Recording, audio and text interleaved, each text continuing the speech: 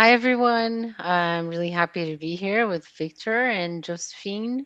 Today, we're going to talk about, I think, a very important subject, especially for those who are, in the process of immigrating and they have kids and they're looking for schools and they want to know about special educational needs. We have here our expert to talk about this, Josephine Gombert. Thank you so much for being here. Yeah, I'm so happy to be here. Thank you. Yeah. So maybe we can start by you telling us a little bit what what it is. What is SEN, special education needs? How does that work? Yeah. Yeah, so in Portugal, special educational needs is a term that's not used anymore in regards to laws. Like everybody uses the terms, and students have needs in general. Okay. You Mm-hmm. you don't need that diagnosis of special educational needs in Portugal anymore to receive support. So that's really great and very progressive in terms of they giving people with disability what they're asking for years and years, not to be defined by those special Wonderful. needs. So that's super progressive and something that I really like about Mm-hmm. Portugal. But in general, what we professionals still understand, and also still in Portugal, what's understood of special educational needs are if children have a diagnosis of autism, of ADHD, dyslexia, dyscalculia, all those different kind of conditions. Mm-hmm. Okay, great. And that's very positive to hear that they changed that. Is that recent? That's been since 2018. In 2018, Okay. they established a new law, Decree Law 54 and also 55, and they got rid of those labels that you don't need Wonderful. labels anymore to access support. So that's super progressive and very astonishing, really, that Portugal managed to do this. Okay. Um, Victor, you want to ask anything Yeah, specific? Or... yeah. First of all, I'm really excited, Josephine, to talk about this topic because dealing with immigration business, there are some people that they do have uh, questions about it. They want to bring their kids to Portugal, and this is one of their concerns.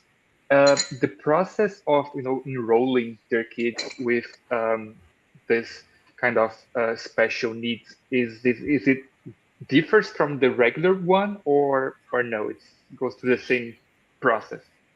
Yes, it depends which system you choose. So if we talk about the public system, you enroll online via the portal, and there you can include any additional notes about special needs or any additional help that's needed, and there you include it normally.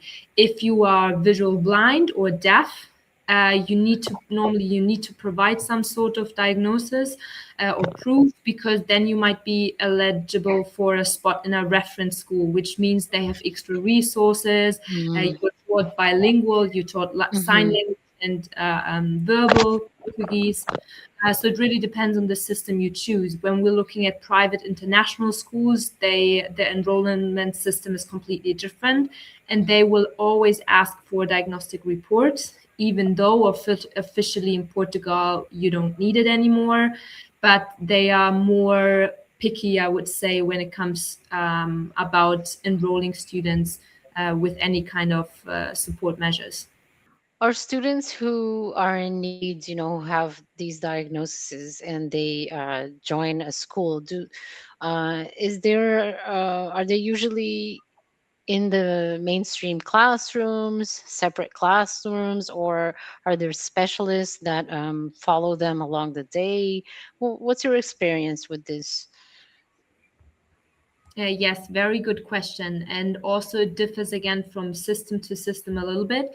But when we talk about the public system, they have this great number, almost 99% of all students who are officially diagnosed with any kind of special educational needs are enrolled in mainstream schools.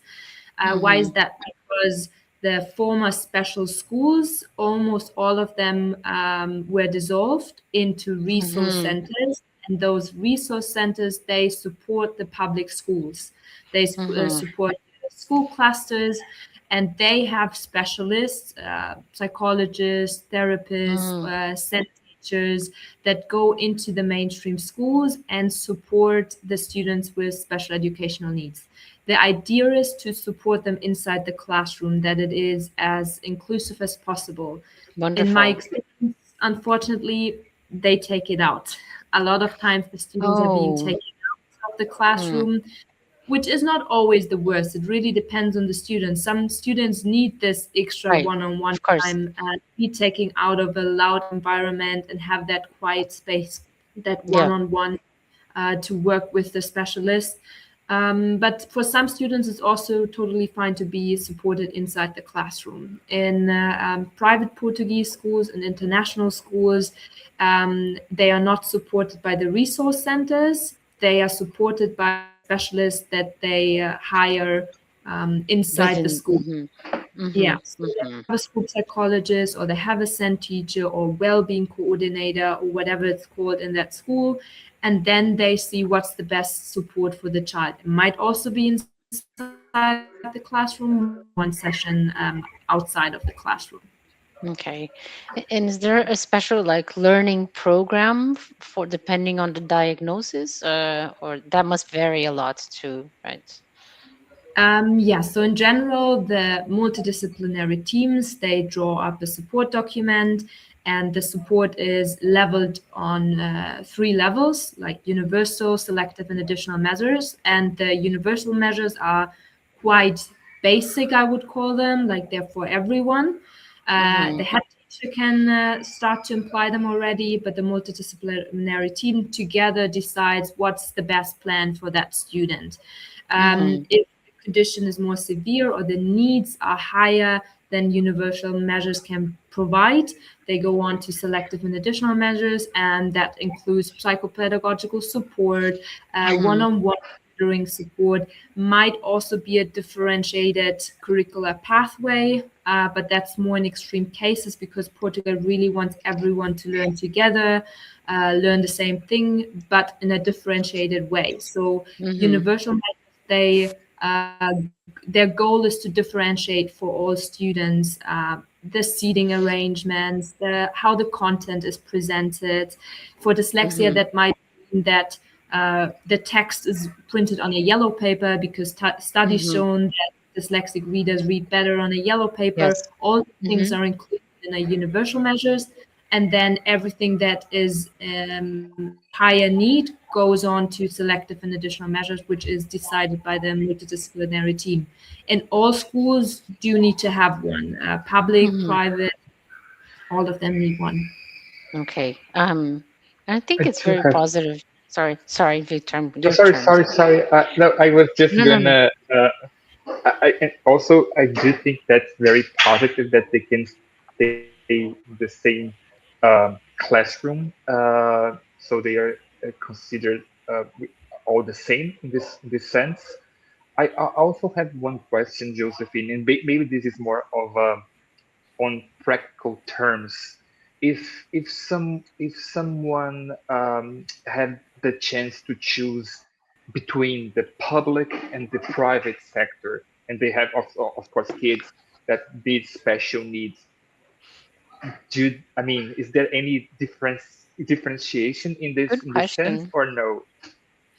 Yeah, it's a question I get asked all the time, Mm-hmm. and it's so hard to answer. But what I always tell the people who ask me this is you need to look at the what you want your child to do later in life. If you want a child to go to university and maybe live Mm-hmm. outside of Portugal, all of this, an Mm-hmm. international school might be more suitable.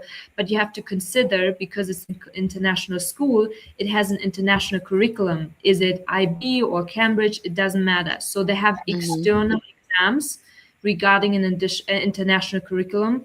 So the adaptations they can get are very limited in those external exams because they are standardized, there are external, there can't, it's international, there can't be much done. So your child must be able academic wise to learn those, to learn all the concepts and achieve the grades and pass the exams.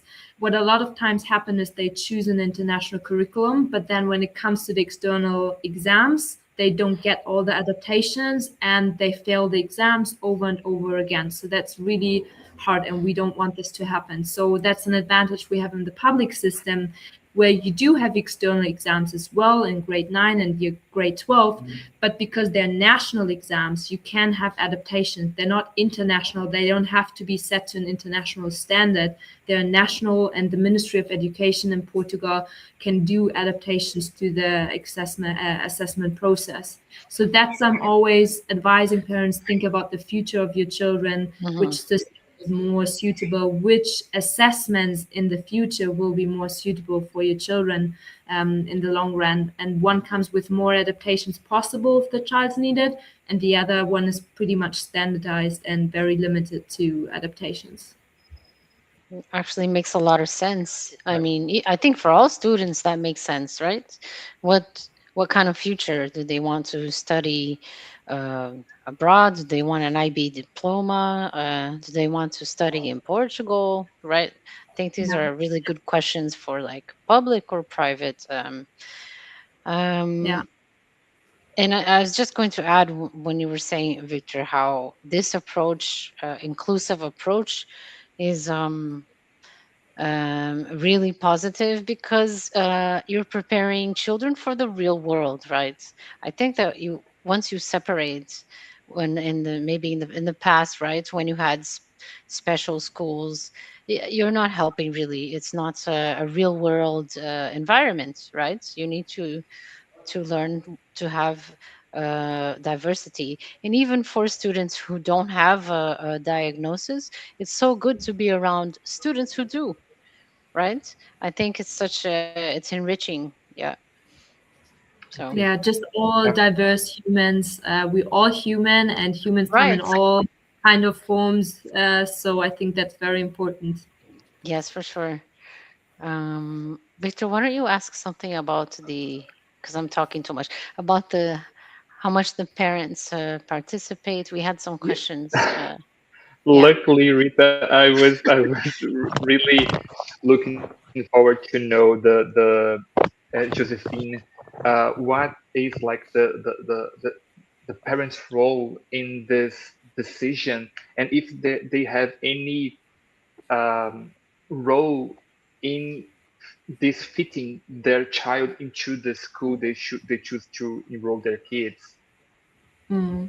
So it depends also on the system again, but a lot of parents report, and there's several studies about this from various reports. The OECD report, for example, that states parents receive it a bit of as a struggle. Like they always have to fight for their children, they have to fight to get information.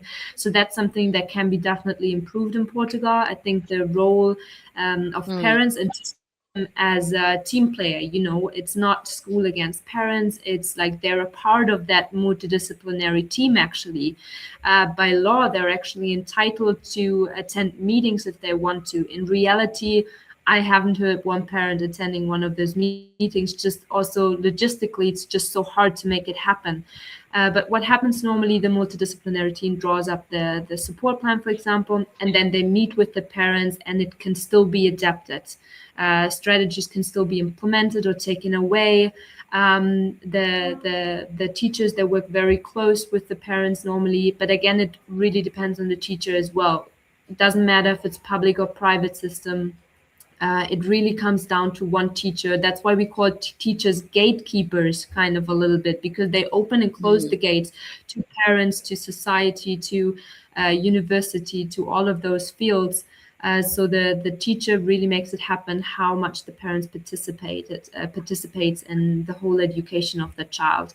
In private education, normally the role of the parent is more supported, mainly because it's a paid education. The parents pay quite a lot of money, usually, depends on international or private.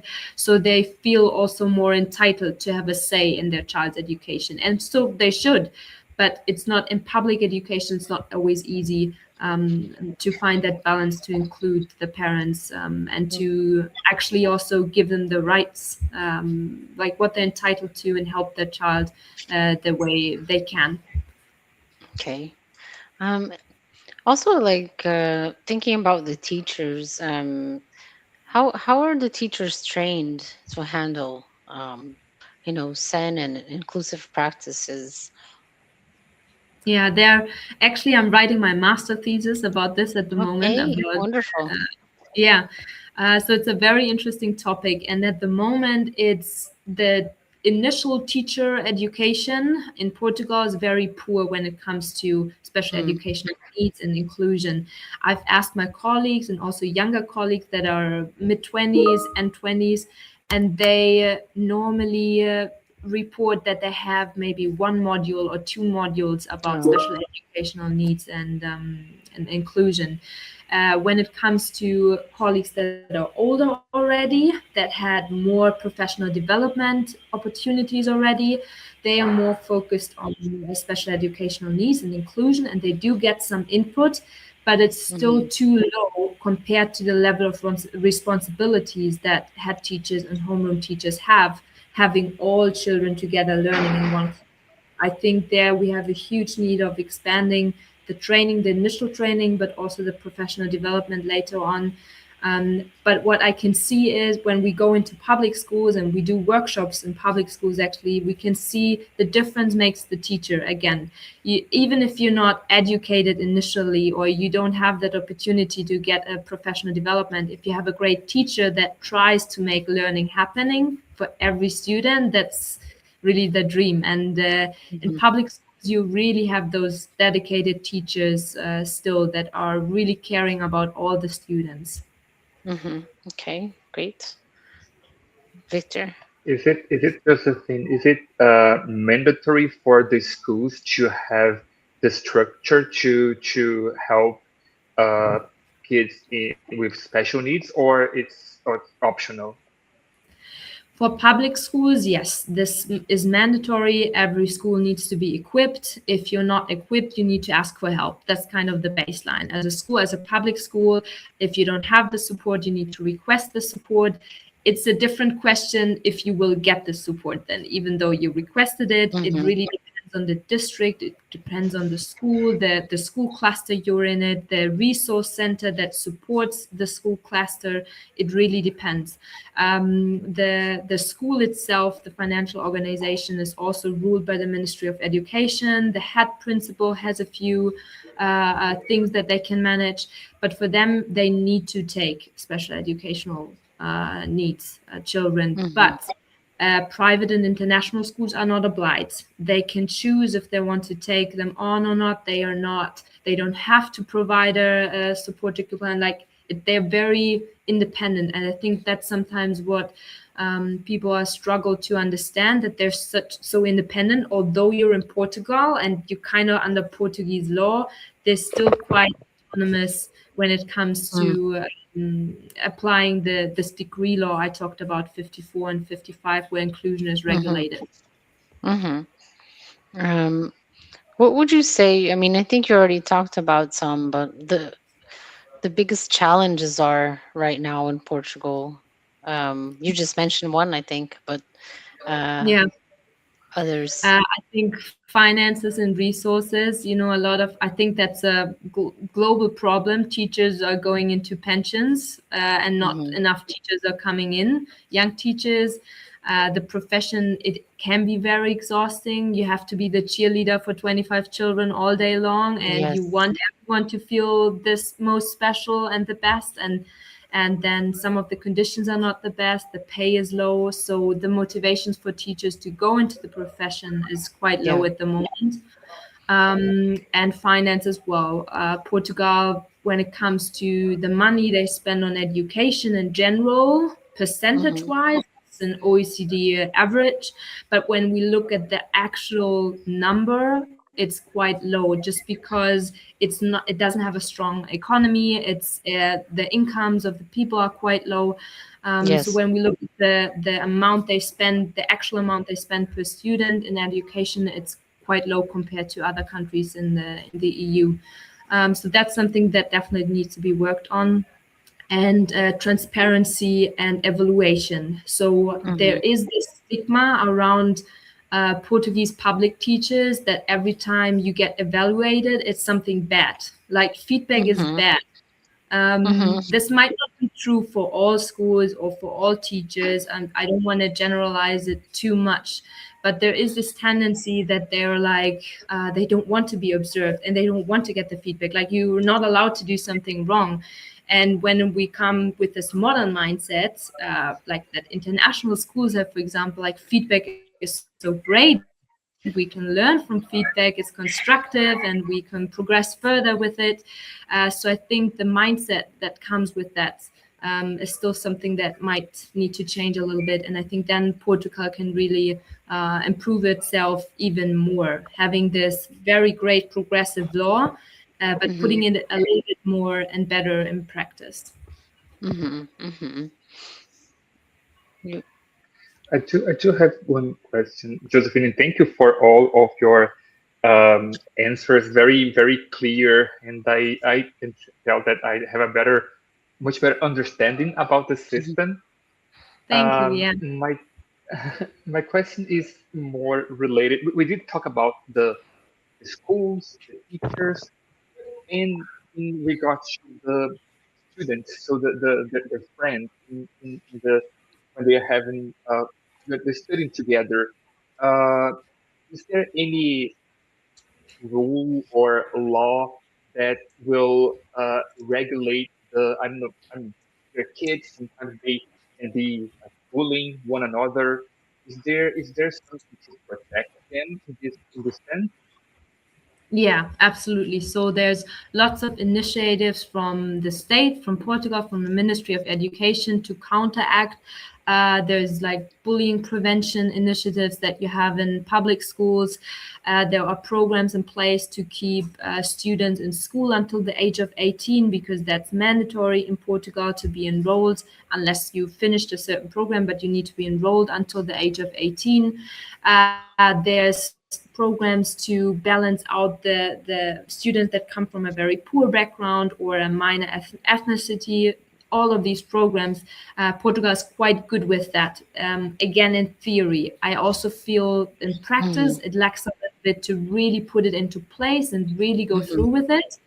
But the programs are there and they're really great. And I feel they had an effect already over the years, but the effect can still be stronger. That's something they can work on for sure.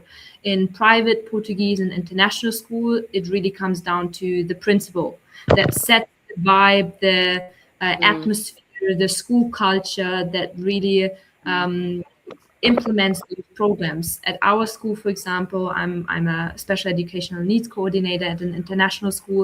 We do have these well-being programs. We have an anti-bullying week. We have a week where we explore different cultures, all to nurture diversity. And I think that's something very important, especially in international schools where people come from all over the world to one school in Portugal, but also in private Portuguese schools, because also they're more people come from different countries. They want their child to learn Portuguese, so they choose a Portuguese private school.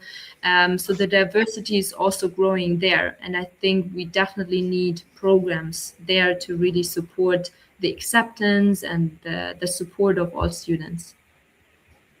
Okay, great. And I think to wrap up, I think tell us a little bit about how you got into this, and it seems like this is your passion. I can tell. So, Yeah, and I always think it's great when you see somebody who evidently, you know, you yeah, found absolutely. something that you're passionate about, and you're working in that. How did you get to how did you get to this? Yeah, so actually, I volunteered in a school for HIV positive children in South Africa Oh more than 10 wow! years ago when I was 15. Oh And wow! I worked there with children who, now looking back, obviously had a strong cognitive disability, but I'm not sure if I was fully aware of that. And I worked with these children and I worked and worked. And remember, I could get the one child to read and write their name at the end after that Amazing. for 6 weeks in the summer holidays. So that was really kind of a key moment for me. And from then on, I knew I want to become a special educational needs teacher. And during my studies in Germany, I did a semester in Coimbra in Portugal at the university, and I really fell in love with Portugal. So I decided after my Mhm. studies that I would come here. And I Mhm. was super lucky to get a job at an international school. And now I'm doing my master's at the moment online, though. My Oh, Portuguese okay. is not good enough yet. Okay. Well, congratulations. It's really, really Congratulations. important and special. Thanks. I mean, it's admirable work and it's needed. And I know it's not easy because I worked at a school myself. So I really admire teachers and everyone who works in this field. So, yeah. Yeah, it needs a lot of patience. Yes, The good thing is that children also give you a lot back, like the happy that's true. moments throughout the day. Just That's true. seeing children dancing through the hallway and singing from the way back to the toilet is really fabulous. So True. That's true. Okay. yeah, Also, Thank you just so much. just if I may, just a quick one, Yeah. Josephine. So for Alesco, the company that you provide assistance, um, how what is the role? How you usually help people in this process? yes. So they approach Alaska normally with either a general question or they already have a very specific question in mind. And Naomi, which is the founder of Alaska, she has all these experts at hand. So I'm the special educational needs expert. We have another expert for international schools, for public schools.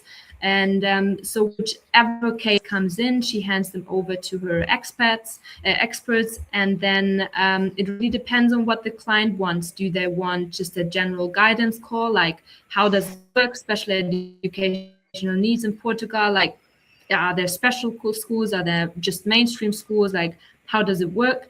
Or do you already have in mind, I want to find a school for my child? So we help with school placement, we find the right school for your child. We also help with enrollment, and currently we also have the exciting project going on where we have Dutch teachers coming from the Netherlands, and we provide workshops for them to go into Portuguese public schools to learn about inclusion. So we all Mhm. do all sort of kinds, but the heart of Alaska is to find the right school for the children, normally for the Mhm. students. Mhm. Thank you. Thank you so much. Okay. Thanks. Okay. Thank you for being here and giving us valuable information and we appreciate you and all this information and yeah, it was wonderful. Yeah, thank you guys so much for having the talk. I think it's very important to get this topic out there, to get more Yes. information available for parents, easy and for free also, that some of this information is just accessible. Yes, yes. Yeah, I agree. Yeah. I agree. Okay. Bye. Bye bye. Bye. Bye. Thank you so much. Yeah.